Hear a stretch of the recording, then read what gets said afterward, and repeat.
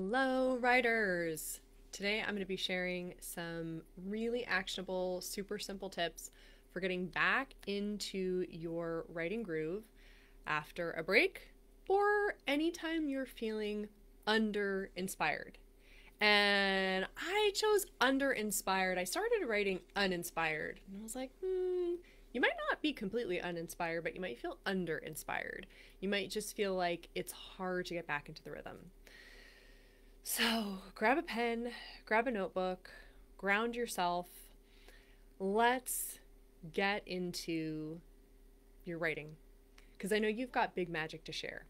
I know you've got words that are ready to change the world. I know you are ready to write for your business or work on that book that is just lighting you up whenever you think about writing it, except for maybe right now.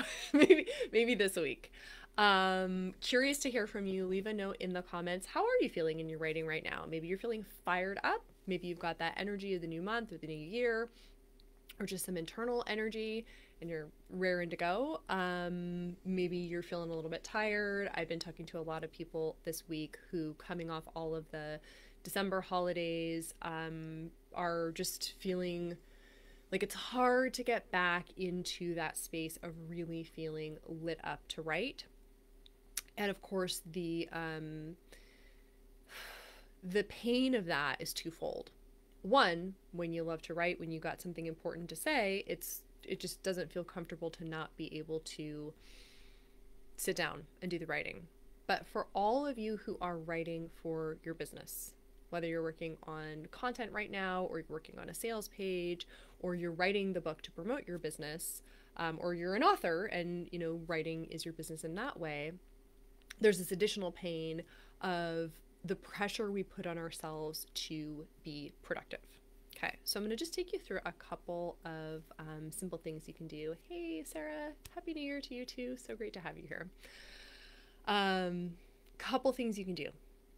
The first is super simple, but we forget to do it. And that is, before you expect that you are going to write, do something that re-energizes you physically. I traveled over the holidays as a highly sensitive person. Traveling really throws me out of whack, especially since we ended up with some crazy, crazy weather and ended up staying for 2 days longer than we had planned with family. And I know I personally need readjustment time. And if I don't give it to myself, there's no way that the writing is going to happen. I just physically am too tired. So what can you do to physically re-energize, re-engage yourself at this time? Now, this may be a challenge because a lot of people were starting this week in particular going, okay, it's the first, full week back after the holiday for New Year's, and whether or not you celebrate Christmas, like a lot of things are closed and, schedules get mixed around. So this is like this week back where we go, okay, I was taking time off, or, I wasn't in it as much as I usually am, and now it's time to buckle down. But the reality is that when you force yourself and fight yourself, you're not going to get good results. So as counterintuitive as it may seem, take extra time this week to physically re-energize yourself, and you will feel the results. As you come to the end of this week, as you go into next week, you're going to, for some of you, it's already, Friday morning and it is the end of the week. So going into next week, you're going to feel the difference if you take a pause, take some time, and re-energize. This could be as simple as going for a walk or just doing some yoga inside if it's, bitter cold where you live. Dancing, turning on some music, singing. Maybe even combine this with, like organizing or tidying your house so you can like get something done that needs to be done anyway. But my top tip is re-energize yourself physically before you expect to be sitting down and writing productively, because it's like otherwise you're driving the car with an empty fuel tank, right? And you can get mad at the car, like you can yell at it when it's sitting on the side of the road, but that's not going to be nearly as helpful as filling it with gas before you take it out for a drive. So fill your tank, re-energize yourself. The second thing is related to this first, because again, part of the challenge that we are in when we have taken a break, and I'm gonna put break in quotes and come back to that in a second. Hey Jennifer, so good to see you. But part of the challenge we have when we've taken a break is that we often, especially as business owners, tend to go, well, now I've got to double down, now I've got to really get stuff done because I took time off.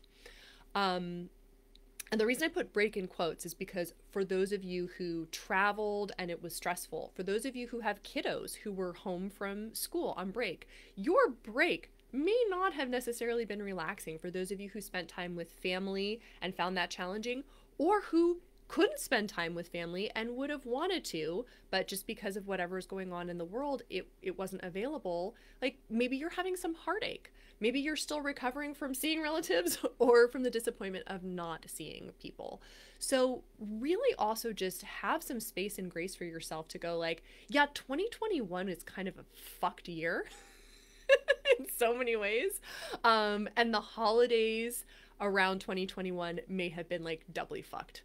So just giving yourself some space and grace around that. So instead of thinking, oh, I've got to come back in at 200% because I took time off, did you really take time off? If you did, I'm so glad you had a nice break, but how restful was your break? Maybe you worked harder over the break than you would have if you'd just been running your business on a normal day because of travel, seeing people, stress, whatever feelings come up. You know, this is a time of year when we have really limited sunlight in the Northern Hemisphere.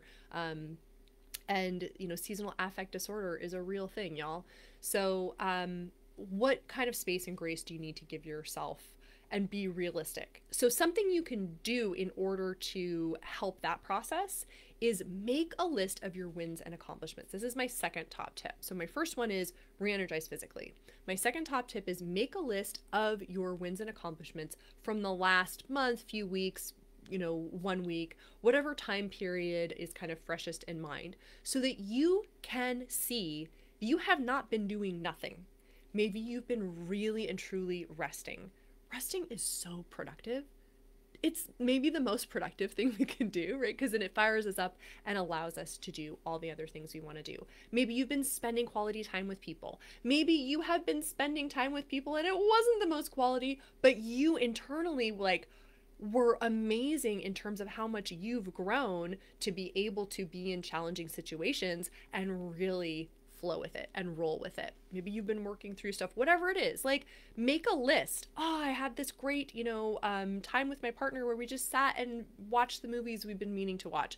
Oh, I had this wonderful time with my kids, like being outside with them and doing something really fun. Oh, you know, I cooked this meal that was so delicious. Like make that list so you get to see how much it is you've actually done. Yeah, I feel you, lack of sun. For where I live right by the ocean, we get a marine fog layer. And so from like May through, the beginning of October, sometimes it's just fog and gloom, and it powerfully impacts my energy and my mood and my outlook in a really negative way. Like I tell my husband, I joke with my husband, I'm half plant, half house plant, and half cat. Like I need the sun. I really, really need it. So just have even that, like if you haven't been getting the sun that you know you need, you can put on your list like, wow, I've really been giving myself extra time to sleep in the morning because I need it, or I've been going to bed earlier, or I've been drinking more water, or I've been taking vitamin D. Make that list of things you have been doing, and don't do it from a like, oh, I'm bullshit making a list because somebody told me I have to be grateful about it. Like, only write down things that you really want to acknowledge. And if you don't get that many, that's totally fine. Just for each one, really be grateful to it and really thank it and go like, oh yeah, I'm taking this time for myself. Maybe you're not coming in full force in your business yet because you're giving the space to plan. Maybe you're letting the ideas download and percolate, and you're seeing, like, you're feeling into the energy of this new year. That's an awesome thing to do. Yeah, it's not easy to get back into the flow from a break. Totally been butting up against that, efforting, forcing myself to sit in front of the computer and getting nowhere fast. Yeah, I'm sorry to hear that, Sarah, and I totally feel you. Okay, yay! I'm hearing I'm gonna make the list right now. Yeah, sometimes in the late afternoon the sun will break through, but it's mostly just foggy. It's mostly just foggy. So, the ocean and I chat about this, and I'm like, oh, okay, that's what you need, and I get to be near you, and that's the trade-off. But it's yeah, lack of sun, whether it's shorter days or weather, can be a real factor. Okay, my third top tip: once you have re-energized physically, acknowledged your wins and accomplishments, so that you're coming at this from a place not of I haven't done anything and I don't deserve to be alive because I have to be working to earn my right to live. Maybe nobody else has a voice in their head that plays that, but hi, I have that voice. So third top tip is to reconnect to your big why. Yeah. So set aside some time. It could be just like 45 seconds. Sit, ground, take some deep breaths, feel into your heart space, and connect with the big reason why you are writing and why you're doing the work you're doing. If you're wanting to get back into writing your business content, reconnect with your soulmate clients. Commune with them, like envision them before you, let them talk to you, feel, like use all of your immense empathy to like remind yourself, oh, this is big transformational work that I'm doing. Like, I love helping people, and oh my gosh, yes, this is why. If you're working on your book, same thing. It's like, oh, when I imagine the people who will read this and what insights they're going to get from this and how they're going to feel and all of this good stuff. Get that really real in front of your mind's eye. Again, you can do this super fast. You can do this just like 45 seconds, just grounding in and like calling to mind, calling to heart, like, oh my God, yeah, the work I do is amazing and I'm excited to do more of it. Or the book I'm writing is amazing. I'm excited to finish it and get it out.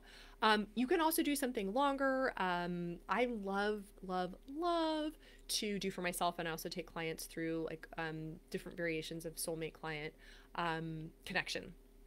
Right. And like really taking some time to drop into a meditation, and then inviting your soulmate clients into your auric field and into your heart space, and seeing how much more expanded and relieved they feel once they step into your energy, and then listening to them. So you can do this as a longer meditation, a longer practice, or you can do it super short. You can do it something in between.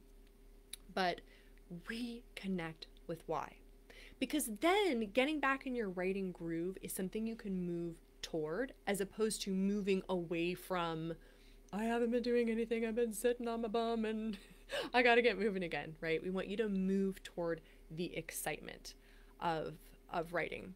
And so there you go. Those are my top tips. Do those three things. Let me know how it goes.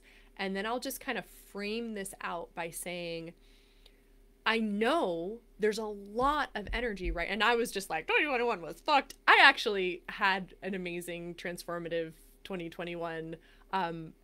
At the same time, I acknowledged that the general energy a lot of people felt was like really, really hard, really a slog. So 2021, I didn't mean to say, anything negative about you. I love you. You brought me so many gifts and so many challenges that turned out to be gifts. But think back to the beginning of 2021, right? Because you guys, 2020 was fucked. And it was maybe even more fucked because it was like slapping us, and it was like waking us up in the morning by punching us in the face, right? It was like, whoa, wait, this is brand new. And then remember the relief that we all felt going into 2021, because it was like, okay, now things are over. Now we're going to move into this new space. Well, we're doing the same thing for 2022. And it's not that things can't be different or won't be different. But what I want to invite you to remember is that there is no need for everything that you want to have change or that you want to bring to fruition. Maybe you had an awesome 2021 as well, and you're looking forward to bringing in new stuff in the new year. Brilliant.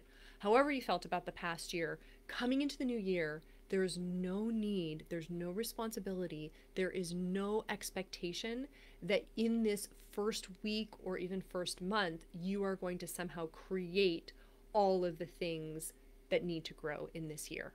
right? That is not how nature works. You do not plant all of your seeds for the entire year. Well, you don't plant them in January at all in the northern hemisphere, but there are seasons, right? And you plant and you harvest and you plant and you harvest. You know, following the moon, you would be doing this every month. You know, planting new seeds, bringing them to fruition, and harvesting. So please follow these tips. Let me know how they go. And then also come at your writing from the point of view of, I've got so much time. I've got so much time that I get to grow into and I get to grow things in. Hey, Paula, awesome to see you. Yeah.